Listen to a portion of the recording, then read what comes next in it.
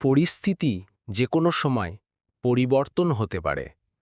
জীবনে কাউকে কষ্ট দিও না। আজ হয়তো তুমি শক্তিশালী, কিন্তু সময় তোমার থেকেও বেশি শক্তিশালী। গাছের বয়স বেশি হলেও গাছ কাটবেন না। গাছটি ফল দিতে না পারলেও ছায়া দিবে।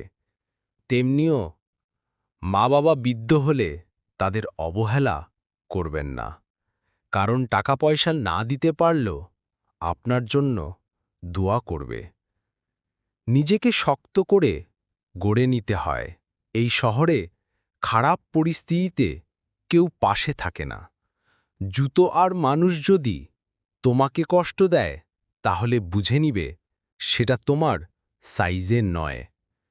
সবচেয়ে সুন্দর প্রতিশোধ হল কারোর প্রতি কোনো অভিযোগ, অপবাদ, ক্ষোভ, ঘৃণা না রেখে তাদের ভুলে যাওয়া। লেখক প্রদীপ ভাই।